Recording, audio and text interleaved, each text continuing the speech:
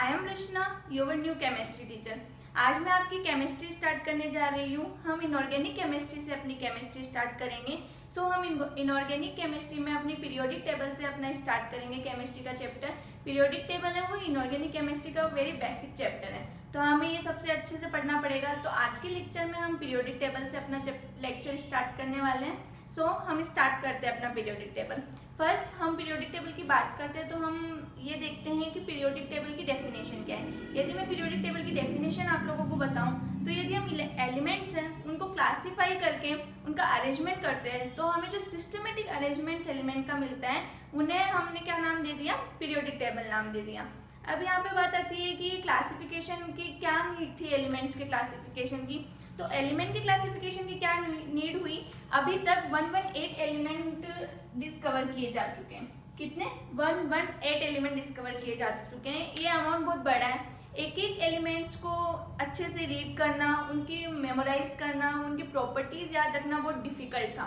तो क्या किया हमारे जो साइंटिस्ट हुए उन्होंने क्या किया कि पढ़ने में हम इसे ईजी बना देते हैं। उन्होंने क्या किया, क्लासिफिकेशन किया एलिमेंट्स का, और जो एलिमेंट सिमिलर प्रॉपर्टीज रखते थे उनको उन्होंने एक ग्रुप में रख दिया साथ में, ताकि उनकी एक ग्रुप की स्टडी में हम बहुत सारे एलिमेंट्स की स्टडी कर पाए। और जो डिसिमिलर रखते थे प्रॉपर्टीज उनको क्या किया उन्होंने डिफरेंट ग्रुप में क्लासीफाई कर दिया।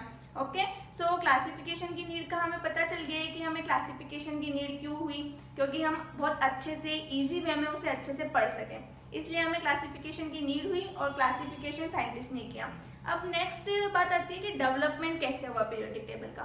पीरियोडिक टेबल का डेवलपमेंट हम देखेंगे तो पीरियोडिक टेबल के डेवलपमेंट में क्या था, बहुत से साइंटिस्ट थे जिन्होंने अपने लॉज दिए, अपनी थ्योरी दी। उन थ्योरीज को हमें पढ़नी है। एग्जाम में कभी कभी उन थ्योरी से क्वेश्चन पिक किए जाते हैं, तो हमें वो थ्योरी अच्छे से देखनी होगी। ओके, तो हम स्टार्ट करते हैं अपना डेवलपमेंट पीरियोडिक टेबल का। फर्स्ट था डोबिनियर-ट्राइड्स लॉ। ओके, ये क्या थे, साइंटिस्ट थे डोबिनियर। इन्होंने क्या किया, तीन एलिमेंट्स थे, तीन एलिमेंट्स का ग्रुप, तीन एलिमेंट्स पिक किए, उनका एक ग्रुप बनाया और उन्हें क्या नाम दे दिया, ट्राइड्स नाम दे दिया। लाइक हम कुछ भी ले लेते हैं, एक्स वाई जेड, ये तीन एलिमेंट्स इन्होंने पिक किए, ठीक है, और इनको तीन एलिमेंट्स को क्या नाम दे दिया उन्होंने, ट्राइड्स नाम दे दिया। ओके, इसीलिए इनके रूल को डोबिनियर ट्राइड्स भी बोला जाता है।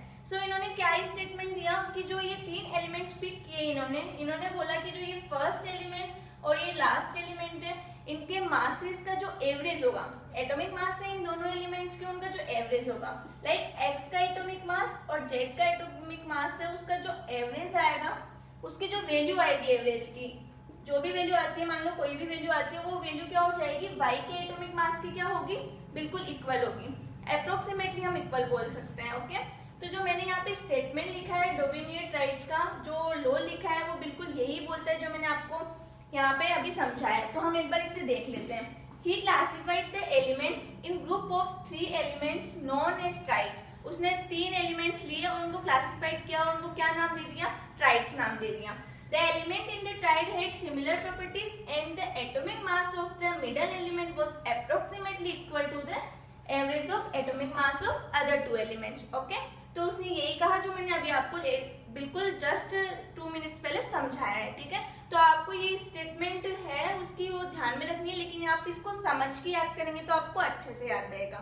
ओके, हम इसका अब एक एग्जांपल देखते हैं। उसने एक एग्जांपल लिया, लिथियम, सोडियम और पोटेशियम लिया। उसने क्या किया, उसने तीन एलिमेंट्स पिक किए, लिथियम, सोडियम एंड पोटेशियम। अब उसने जो बोला उसकी हम बात को देखते हैं। लिथियम का एटॉमिक मास 7 है, पोटेशियम का 39 होता है, अब सोडियम का 23 एटॉमिक मास है। ओके, तो हम देखते हैं वो जो उसने स्टेटमेंट बोला है वो ट्रू है या नहीं एलिमेंट्स के लिए। उसने ये दिया है तो वो ट्रू है, लेकिन हम देख लेते हैं एक बार। 7 + 39/2 हम इनके मासेस का एवरेज करेंगे तो इसकी वैल्यू होगी वो 23 के अप्रोक्स इक्वल आएगी। क्या आएगी, 23 के इक्वल आएगी। तो उसने अपने स्टेटमेंट में यही बताया।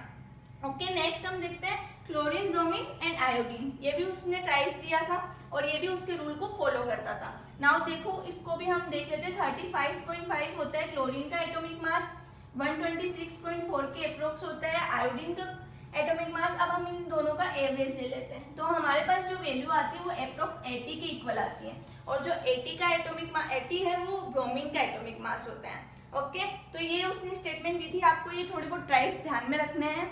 और इसका ड्रॉबैक क्या था, ये रूल क्यों फेल हुआ आगे जाके, क्योंकि ये ज्यादा ट्राइड्स बना ही नहीं पाया था।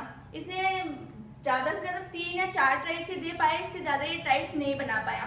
तो ये ट्राइड ज्यादा बना नहीं पाया, सब एलिमेंट्स पे फॉलो कर ही नहीं पाए अपने रूल को, इसलिए आगे चलकर रूल फेल हो गया। अब हम देखते हैं अपना न्यूलैंड लॉ ऑफ ऑक्टेव्स। ठीक है, जो न्यूलैंड थे उनको क्या था, म्यूजिक में बहुत इंटरेस्ट था। उन्होंने क्या किया, अपने म्यूजिक के इंटरेस्ट को क्या किया, केमिस्ट्री में दिखाया। उन्होंने जब वो एलिमेंट्स की स्टडी कर रहे थे तो उन्होंने एक चीज नोटिस की अपनी स्टडी में कि जो एलिमेंट्स है वो जो फर्स्ट एलिमेंट और जो 8th एलिमेंट है उन्होंने कंपेयर किया। जो फर्स्ट एलिमेंट और जो लास्ट में जो 8th एलिमेंट आ रहा है उसकी जो प्रॉपर्टीज है वो फर्स्ट एलिमेंट की क्या कर रही है, सिमिलरिटी शो कर रही है फर्स्ट एलिमेंट से। तो उन्होंने देखा कि ऐसा म्यूजिक में भी होता है, क्योंकि उनको म्यूजिक में इंटरेस्ट था। तो उन्होंने क्या किया, देखा कि जो म्यूजिकल 8 नोट्स होते हैं, जो फर्स्ट नोट होता है और जो 8 नोट्स होता है, जो 8 नोट है वो खुद को फर्स्ट नोट को क्या करता है, सिमिलर होता है। लाइक मैं आपको ये देख के बताती हूँ, ये म्यूजिकल नोट्स है सा रे गा मा पा धा नी सा। जो मैंने लिखा नहीं क्योंकि वो वापस रिपीट हो रहा है। सा जो 8 म्यूजिकल नोट है वो same to same first musical note के सेम है, सा है, सा ही रिपीट हो रहा है 8 म्यूजिकल नोट पे। तो उन्होंने यही बताया कि जो म्यूजिक में जो 8 नोट्स होते हैं, जो फर्स्ट नोट है वो 8 नोट होता है, वो बिल्कुल सिमिलर होता है, वो रिपीट करता है 8 नोट फर्स्ट नोट को। इसी तरह उन्होंने क्या किया, जो एलिमेंट्स थे केमिस्ट्री में उन्होंने ये बताया जो फर्स्ट एलिमेंट है उसके बाद में जो 8th एलिमेंट आता है, लाइक यहाँ पे लिथियम फर्स्ट एलिमेंट है, 8th एलिमेंट सोडियम आ रहा है। तो जो सोडियम एलिमेंट है वो लिथियम की क्या करेगा, प्रॉपर्टीज को सिमिलर करेगा। प्रॉपर्टीज क्या होगी, लिथियम की सोडियम से बिल्कुल सिमिलर होगी। तो उन्होंने इस तरह से अपना जो थ्योरी थी वो दी थी। ठीक है, तो उन्होंने ये थ्योरी थी। तो हम एक एग्जांपल ये देख लेते हैं उनका, lithium, beryllium, boron, carbon, nitrogen, oxygen, fluorine and then sodium आ गया। ये 8th एलिमेंट है, ये लिथियम की सिमिलर प्रॉपर्टीज शो करेगा। नाउ ये जो अपना रूल थे वो केवल कैल्शियम एलिमेंट्स तक ही लगा पाए थे। कैल्शियम आता है, इससे ज्यादा इनका आगे एलिमेंट्स पे रूल फॉलो नहीं हो पाया था। ये यहीं तक रूल लगा पाए थे, इसलिए इनका भी रूल क्या हो गया था, फेल हो गया था। ये और सेकंड चीज ये है कि जब तक ये इन्होंने रूल अपनी थ्योरी दी थी, अपना लॉ दिया था, तब नोबल गैसेस फाइंड आउट नहीं की गई थी। ठीक है, और इनके रूल देने के बाद में नोबल गैसेस फाइंड हुई थी और तब जाके ये पता चला कि यहाँ पे 8th पोजीशन पे नोबल गैसेस आती है। और जो नोबल गैस है वो लिथियम से क्या करती है, सिमिलरिटी शो नहीं करती है, इसलिए क्या हुआ, इनका रूल फेल हो गया। ना इनका रूल भी फेल हो गया। तो अब दूसरे एक साइंटिस्ट है जो थे लोथरमेयर। ठीक है, उन्होंने क्या किया, उन्होंने अपना एक कर्व दिया। उन्होंने कर्व दिया और वो कर्व किनके बीच में था, atomic volume versus atomic mass के बीच में था। तो लोथरमेयर ने एक अरेंजमेंट दिया एलिमेंट्स का। तो उन्होंने क्या किया, उन्होंने एक कर्व प्लॉट किया जो एलिमेंट्स की एटॉमिक वॉल्यूम और एटॉमिक मासेस के बीच में प्लॉट किया था। ठीक है, इनके जो कर्व थे उसमें मेन इंपॉर्टेंट चीज है जो यहाँ पे लिखी हुई, वो 3 चीजें आपको ध्यान में रखनी है। एग्जाम में ये चीजें कभी कभी पूछ ली जाती हैं। So first is this peak position. जो कर्व था उनके पीक पोजीशन पे एल्केली मेटल्स रखी गई थी। ठीक है, एल्केली मेटल्स कौन कौन सी होती है, लिथियम, सोडियम, पोटेशियम, सीजियम, ये सब क्या होती है, एल्केली मेटल्स होती है। ठीक है, और जो असेंडिंग पोजीशन था कर्व के, उन पे उन्होंने क्या रखा था, हेलोजेंस को रखा था। ओके, और हेलोजेंस होते हैं फ्लोरीन, क्लोरीन, ब्रोमीन, आयोडीन।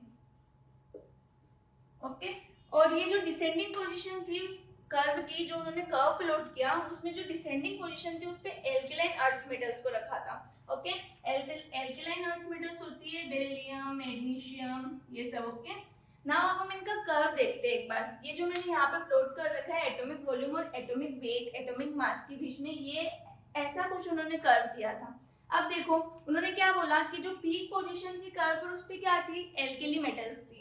तो देखो कर्व के पीक पोजीशन पे देखना, ये कर्व की पीक पोजीशन पे है तो एल्केली मेटल है, ये लिथियम है, ये भी पीक पोजीशन पे, ये सोडियम है, ये पोटेशियम है। ऐसे उन्होंने क्या बोला था कि उनकी पीक पोजीशन पे एल्केली मेटल्स को रखा था। ठीक है, और जो असेंडिंग पोजीशन थी, असेंडिंग मतलब ऊपर जाते हुए उनकी जो कर्व में पोजीशन मिली थी वो किनको मिली थी, फ्लोरीन को मिली थी, हेलोजेंस को, क्लोरीन हो गया, ब्रोमीन हो गया। तो ये उनकी असेंडिंग पोजीशन पे थे। ठीक है, अब नाउ उन्होंने क्या बोला था कि डिसेंडिंग पोजीशन पे एल्केलाइन अर्थ मेटल है। तो alkaline earth metal descending position का मतलब क्या होता है, नीचे मूव करते हुए, नीचे जाते हुए। तो देखो बेरिलियम हो गया, मैग्नीशियम हो गया। ठीक है, ऐसे डिसेंडिंग पोजीशन पे उन्होंने क्या रखा था, एल्केलाइन अर्थ मेटल को रखा था। तो ये आपका लोथरमेयर का जो अरेंजमेंट है उसमें आपको यही चीजें ध्यान में रखनी है कि पहले तो उसने ग्राफ किनके बीच में प्लॉट किया, ग्राफ किनके बीच में प्लॉट किया गया था, atomic volume versus atomic mass के बीच में प्लॉट किया था। And second most important thing, ये 3 चीजें आपको पता होनी चाहिए कि उन्होंने अपनी पीक पोजीशन पे क्या था उनके कर्व पे। तो पीक पोजीशन पे क्या थी, एल्केली मेटल्स थी, एंड असेंडिंग पोजीशन पे क्या थी, हेलोजन्स से, और डिसेंडिंग पोजीशन पे उन्होंने क्या रखा था, एल्केलाइन अर्थ मेटल को रखा था। ओके, नाउ अब हम आगे मेंडलीव्स की पीरियोडिक टेबल पढ़ने वाले हैं। देखते हैं नेक्स्ट लॉ अपना क्या था, मेंडलीव्स पीरियोडिक लॉ। ठीक है, ये लॉ बहुत हद तक सक्सेसफुल भी था, क्योंकि इसने बहुत ऐसी चीजें दी थी जो बहुत आगे जाके उनको अभी भी जो इन्होंने प्रिडिक्ट किया था, जो चीजें वो अभी भी मानी जाती है अपने मॉडर्न पीरियोडिक टेबल में भी। तो जो मेंडलीव का लॉ था वो हम देखते हैं। मेंडलीव ने क्या बोला था, उन्होंने क्या स्टेटमेंट दिया था कि the physical and chemical properties of elements are periodic function of their atomic masses. हम सब जानते हैं कोई एलिमेंट है उसकी 2 मेनली प्रॉपर्टीज होती हैं, physical property and chemical properties. Okay, तो उन्होंने क्या बोला था, जो भी एलिमेंट्स हैं उनकी फिजिकल और एंड केमिकल जो प्रॉपर्टीज होती है वो क्या होती है, एटॉमिक मास के बेसिस पे क्या करती है, वेरी करती है। तो उन्होंने ये अपना बेसिक बताया, अपना बेस बताया, जो उन्होंने मेंडलीव की पीरियोडिक टेबल दी थी कि जो उनकी मास, जो पीरियोडिक टेबल का बेस था वो क्या था, एटॉमिक मास के बेसिस पे था। उन्होंने यही बोला कि जो एलिमेंट्स की फिजिकल एंड केमिकल प्रॉपर्टीज है वो क्या हो रही है, इनकी पीरियोडिक टेबल में एटॉमिक मास के बेसिस पे क्या कर रही है, वेरी कर रही है। तो उनका ये स्टेटमेंट था, उन्होंने यही स्टेटमेंट दिया। और उन्होंने क्या किया, एलिमेंट्स को एटॉमिक मास के इंक्रीजिंग ऑर्डर में क्या किया था, अरेंज किया था। ठीक है, तो मेंडलीव की पीरियोडिक टेबल इसी लॉ पे बेस्ड थी। अब आपसे पूछा जा सकता है कि मेंडलीव की पीरियोडिक टेबल किस लॉ पे बेस्ड थी, तो हमें पता होना चाहिए कि एटॉमिक मास का था, उसके ऊपर ही क्या थी, मेंडलीव की पीरियोडिक टेबल बेस्ड थी। ठीक है, नाउ हम इसके अचीवमेंट्स देखते हैं। मेंडलीव ने क्या किया था, मेंडलीव की पीरियोडिक टेबल के बहुत अचीवमेंट्स भी थे। उन्होंने कुछ चीजें ऐसी दी थी जो बहुत सही थी। ओके, उनके एक्सपेरिमेंट बहुत सही थे। तो ना हम अचीवमेंट्स देख लेते हैं, achievements of Mendeleev periodic elements. ठीक है, उन्होंने क्या किया, जो एलिमेंट था जो सिमिलर प्रॉपर्टीज रखते थे उनको क्या किया, एक ग्रुप में प्लेस कर दिया। तो ये तो अपना पीरियोडिक टेबल का क्लासिफिकेशन जो हुआ है वो इसीलिए किया गया था कि एलिमेंट्स की जो सिमिलर और डिसिमिलर प्रॉपर्टीज थी उनको क्या कर दिया जाए, सेम ग्रुप में और अलग ग्रुप में क्या कर दिया जाए, प्लेस कर दिया जाए। तो इनका एक अचीवमेंट ये था कि उन्होंने क्या किया, एलिमेंट की जो सिमिलर प्रॉपर्टीज रखते थे उनको क्या कर दिया, सेम ग्रुप में प्लेस कर दिया। नाउ इसका एक मोस्ट इम्पोर्टेंट फैक्टर है, इसका मोस्ट इम्पोर्टेंट अचीवमेंट था एलिमेंट, वो क्या था, मेंडलीव ने क्या किया, अपनी जो मेंडलीव की जो पीरियोडिक टेबल थी उसमें उन्होंने क्या किया, कुछ गैप छोड़ दिया। मतलब वो जब एक्सपेरिमेंट कर रहे थे एलिमेंट्स का, तो उन्होंने क्या कहा कि ऐसे एलिमेंट्स हैं मैं जिनका गैप छोड़ रहा हूँ, वो फ्यूचर में एलिमेंट्स फाइंड किए जाएंगे, उनकी प्रॉपर्टीज होगी वो सेम, बता दिया उन्होंने, कुछ बेस दे दिया कि वो ऐसी प्रॉपर्टीज होगी उस एलिमेंट की, वो एलिमेंट ऐसी प्रॉपर्टीज रखेगा। तो क्या हुआ, उनका जो गैप छोड़ा उन्होंने इस बेसिस पे, तो जो एलिमेंट्स बाद में मिले उनको क्या किया गया, उन्हीं गैप में रखा गया। ठीक है, जो उन्होंने अपनी मेंडलीव की पीरियोडिक टेबल में क्या कर दिया था, उन्होंने छोड़ दिया था। तो क्या हुआ, उन्होंने एक तरह से प्रिडिक्ट कर दिया था कुछ एलिमेंट्स को। ओके, और उन एलिमेंट्स को जो उन्होंने प्रिडिक्ट किया था उनको किस नेम से अपन देखते हैं, वो बहुत इंपॉर्टेंट है। यहाँ पे मैंने ये 4 एलिमेंट्स लिख रखे हैं, ये बहुत ही इंपॉर्टेंट अचीवमेंट था उसका, इससे कई बार एग्जाम में क्वेश्चन आता है। तो आपको ये 4 जो एलिमेंट मैंने लिख रखे हैं वो नाम पता होना चाहिए उनका। लाइक यहाँ पे देखो, एका बोरोन है, उनको क्या बोला था उसने, स्कैंडियम। एका बोरोन नाम दे दिया था उसने पहले और गैप छोड़ दिया था स्कैंडियम के लिए, तो एका बोरोन क्या हो गया, स्कैंडियम हो गया। तो आपको ये पता होना चाहिए कि स्कैंडियम का नाम एका बोरोन, या फिर एका बोरोन को हम क्या बोलते हैं, स्कैंडियम बोलते हैं। ओके, नाउ हम नेक्स्ट सेकंड पे मूव करते हैं, एका एल्यूमिनियम। एका एल्यूमिनियम को उन्होंने क्या बोला, गैलियम बोला। ठीक है, और एका सिलिकॉन को उन्होंने जर्मेनियम बोल दिया, और एका मैग्नीज को क्या बोला, टाइटेनियम बोला। ओके, तो आपको ये 4 एलिमेंट्स बहुत अच्छे से याद रखने हैं, ये एग्जाम में कई बार पूछे जाते हैं। ठीक है, तो ये बहुत ही इंपॉर्टेंट है, इसका जो उसने एलिमेंट्स को प्रिडिक्ट किया था, बहुत इंपॉर्टेंट अचीवमेंट है, आपको ध्यान में रखना है। और ये जो 4 एलिमेंट्स है उन्हें भी याद करना है। ओके, अच्छे से, बिल्कुल मैंने स्टार लगा दिया क्योंकि ये बहुत इंपॉर्टेंट है, आपको ये याद करना है। ओके, और जो मेंडलीव था उनकी पीरियोडिक टेबल कैसी थी, उन्होंने पीरियोडिक टेबल में ग्रुप तो 8 थे। मेंडलीव ने पीरियोडिक टेबल बनाई थी, उसमें कितने ग्रुप्स थे, 8 ग्रुप्स थे, और जो पीरियड्स थे वो कितने थे, 7 पीरियड्स थे। ओके, आई होप आपको ये बिल्कुल अच्छे से समझ में आ रहा होगा। यदि आपको कुछ भी प्रॉब्लम हो तो आप प्लीज कमेंट करें, और किस चीज में इम्प्रूवमेंट्स की जरूरत है वो भी आप मुझे कमेंट करके बताएं। ओके, नाउ हमने अब देख लिया मेंडलीव्स पीरियोडिक लॉ पढ़ लिया, उसके अचीवमेंट्स देख लिए, और अब हम आगे, ये ड्रॉबैक्स थे इसके भी कुछ, ये भी सक्सेसफुल नहीं रहा था, लॉ क्या हो गया था, फेल हो गया था। ये क्यों फेल हुआ, इसके ड्रॉबैक से कुछ इन्होंने क्या गड़बड़ की थी, वो सब ड्रॉबैक्स हम क्या पढ़ेंगे, अभी पढ़ेंगे। ठीक है, नाउ अब हम वही पढ़ने वाले हैं, इनके ड्रॉबैक्स क्या थे। ओके, नाउ अब हम स्टार्ट कर रहे हैं drawbacks of Mendeleev's periodic table. अब मेंडलीव्स ने जो अचीवमेंट्स दिए थे वो हमने देख लिए। नाउ हम देखेंगे कि उसके ड्रॉबैक्स क्या थे, ये रूल क्यों फेल हुआ, क्योंकि उसने कुछ ऐसे मिस्टेक्स की थी अपनी इस टेबल में जिसकी वजह से क्या हो गया, ये रूल फेल हुआ। ठीक है, तो हम इसके ड्रॉबैक्स देखना स्टार्ट करते हैं। फर्स्ट इसका ड्रॉबैक्स था एनोमलस पेयर। ठीक है, इसने क्या किया, कुछ ऐसे पेयर थे इसके पीरियोडिक टेबल में जो क्या कर रहे थे, इसके खुद के रूल को ही क्या कर रहे थे, फॉलो नहीं कर रहे थे। मेंडलीव ने क्या रूल दिया था कि जो एलिमेंट्स है वो क्या करेंगे, इंक्रीजिंग ऑर्डर में रखा था उसने एटॉमिक मासेस को, लेकिन उसने खुद ने रूल दिया और उसको खुद को ही फॉलो नहीं किया। कुछ एलिमेंट्स में क्या हुआ, इसकी पीरियोडिक टेबल थी उसमें कुछ एलिमेंट्स ऐसे थे जहाँ पे वो क्या कर रहे थे, इसका जो रूल था उसको फॉलो नहीं कर रहे थे। लाइक हम एग्जाम्पल देखते हैं इसका, ऑर्गन एंड पोटेशियम। ठीक है, ऑर्गन एंड पोटेशियम में आप इसका एटॉमिक मास देखो, ऑर्गन का एटॉमिक मास है 39.94 और इसका है 39.10। ठीक है, तो क्या था, हमें इंक्रीजिंग ऑर्डर में रखना था एटॉमिक मास के, उसने यही रूल दिया था मेंडलीव ने। लेकिन उसने क्या किया, ये रूल फॉलो हो रहा है, यहाँ पे ऑर्गन पहले आ रहा है, इसने ऐसे ही प्लेस किया जैसे मैंने यहाँ पे लिख रखा है, ऑर्गन पहले आ रहा है तो इसने क्या, इसका एटॉमिक मास है 39.94 और पोटेशियम बाद में आ रहा है, इसका एटॉमिक मास है 39.10।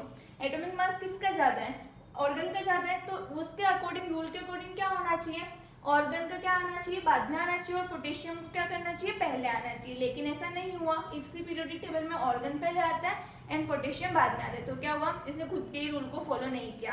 तो ये बहुत वो कंट्रोवर्सी बात हो गई, इसने जो रूल दिया उसी को खुद ने फॉलो नहीं किया। ओके, तो ये एक पेयर था। नाउ इसने 4 एलिमेंट्स थे जिनमें इसने ये प्रॉब्लम की थी। नाउ ये टेलुरियम और आयोडीन है। ठीक है, टेलुरियम का एटॉमिक मास कितना है 127.60 और आयोडीन का है 126.90।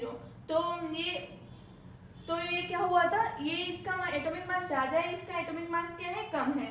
तो इसके अकॉर्डिंग, रूल के अकॉर्डिंग तो इसको पहले आना चाहिए था, इसको बाद में आना चाहिए था, लेकिन यहाँ पे भी ये रूल फॉलो नहीं कर रहा है।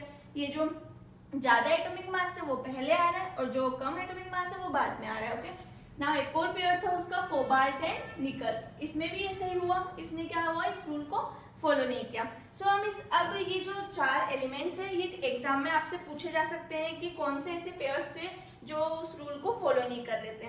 ठीक है, तो मैंने ये कैसे याद रखे हैं उसके बेसिस पे मैं आपको एक ट्रिक बता देती हूँ, आप चाहे तो उस ट्रिक से इसे याद रख सकते हैं। मैंने ये जब पढ़ा था तब मैंने इसको इसी ट्रिक से याद किया था। ओके, सो इसको हम रख सकते हैं, आमिर खान तेरी इच्छा, ठंडा पेप्सी क्यों नहीं। ठीक है, ये आप देखना पड़ेगा पहले आपको कि ये कौन कौन से पेड़ थे, फिर ट्रिक से याद करो। मैंने इसको ऐसी ट्रिक से याद कर रखा है तो मुझे आज तक याद है। क्या, आमिर खान तेरी इच्छा, ठंडा पेप्सी क्यों नहीं। ठीक है, आपको आई होप ये ट्रिक अच्छी लगेगी, जिससे आपको याद भी हो जाएगा। आप इस ट्रिक से याद करेंगे तो ये एनमलेस पेयर है वो आप कभी नहीं भूलेंगे। ओके, नाउ हम सेकंड ड्रॉबैक पे मूव करते तो क्या था, पोजीशन ऑफ आइसोटोप्स। आइसोटोप्स क्या होते हैं, आइसोटोप्स वो होते हैं जिनके एलिमेंट्स के क्या होते हैं, एटॉमिक नंबर तो सेम होता है और एटॉमिक मास क्या होता है, डिफरेंट होता है। तो क्या किया, आइसोटोप्स के क्या थे, एटॉमिक मासेस डिफरेंट थे, लेकिन उनको उसने अपनी पीरियोडिक टेबल में क्या किया, एक सेम प्लेस पे फिक्स किया। लेकिन उनके एटॉमिक मास तो डिफरेंट थे, तो उनके रूल के अकॉर्डिंग तो क्या होना चाहिए, वो डिफरेंट पोजीशन पे आने चाहिए, क्योंकि एटॉमिक मास डिफरेंट है। लेकिन उन्होंने क्या कर दिया, इनको एक ही प्लेस पे कर दिया अपने पीरियोडिक टेबल में, तो उनका एक ड्रॉबैक एक था। ठीक है, नाउ अपन थर्ड वाले पे मूव करते हैं, तो उन्होंने क्या किया, पोजीशन ऑफ हाइड्रोजन। पोजीशन के हाइड्रोजन उनकी पीरियोडिक टेबल जो मेंडलीव की थी उसमें फिक्स नहीं थी। उन्होंने अपनी पीरियोडिक टेबल में पोजीशन, हाइड्रोजन की जो पोजीशन थी उसको वो फिक्स नहीं कर पाए। लाइक उसकी जो हाइड्रोजन था वो ग्रुप फर्स्ट में उन्होंने प्लेस किया, और उनकी हाइड्रोजन की जो प्रॉपर्टीज थी वो group first and group 7 halogens और ग्रुप फर्स्ट एलिमेंट्स थे, उनसे दोनों से क्या करती थी, सिमिलरिटीज रखती थी। तो ये क्या इन्होंने मतलब कोई स्पेसिफिक वो नहीं बता पाए कि इन्होंने फर्स्ट ग्रुप में क्यों रखा, और ये वो भी नहीं दे पाए, इसकी पोजीशन का सही डिफाइन नहीं कर पाए, फिक्स प्लेस्ड नहीं दे पाई अपने पीरियोडिक टेबल में हाइड्रोजन का। ओके, तो इसका थर्ड जो ड्रॉबैक है वो हो जाता है पोजीशन ऑफ हाइड्रोजन का।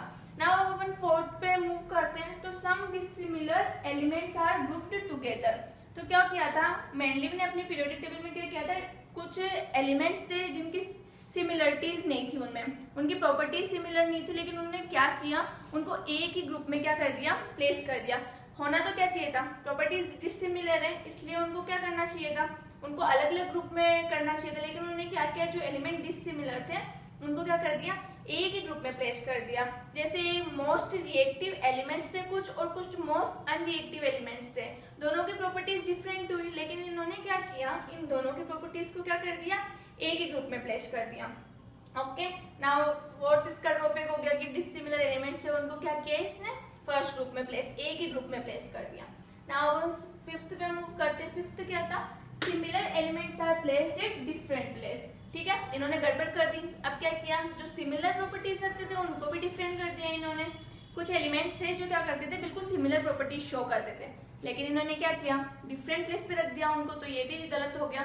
सो देखो कौन सा, कॉपर मरकरी, कॉपर और मरकरी है, वो दोनों प्रॉपर्टीज क्या करती है, उन दोनों की सिमिलर होती है, उन दोनों की प्रॉपर्टीज सिमिलर होती है, लेकिन इन्होंने जो मेंडलीव की पीरियोडिक टेबल थी उन्होंने क्या किया था, कॉपर और मरकरी को अलग अलग ग्रुप में अलग अलग जगह प्लेस किया।